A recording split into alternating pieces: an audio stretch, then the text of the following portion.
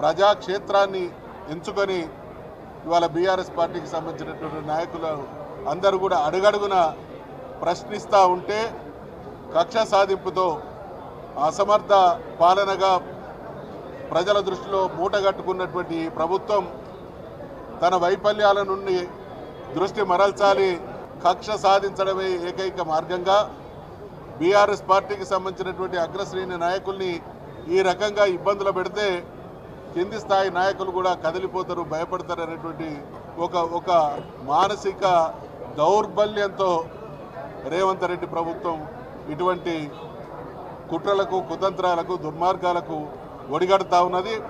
దీన్ని తీవ్రంగా ప్రతిఘటించడమే కాకుండా ఖచ్చితంగా ప్రజాక్షేత్రంలో అడుగడుగున వీళ్ళ దుర్మార్గాలను ఎండగడతామనేటువంటి విషయాన్ని గుర్తు చేస్తూ ఉన్నాం. నువ్వు పలాయనవాదివి. ఏ రోజు కూడా తెలంగాణ రాష్ట్ర ఏర్పాటు విషయంలో కానీ, తెలంగాణ రాష్ట్ర ప్రజల ప్రయోజనాల విషయంలో కానీ చిత్తశుద్ధితో ఉన్నటువంటి నాయకుడివి కాదు.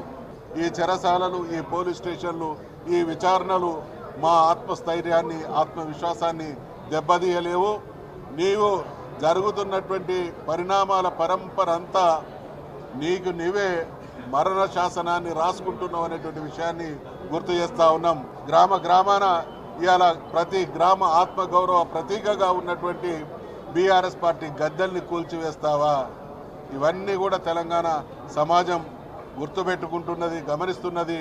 నీ నిర్వాకాన్ని నిలదీసే రోజు అవసరమైతే తెలంగాణ సమాజమే సవాల్ చేసి నీకు బరి గీసేటువంటి సందర్భం కూడా ఆసన్నమవుతుంది అనేటువంటి విషయాన్ని హెచ్చరిస్తూ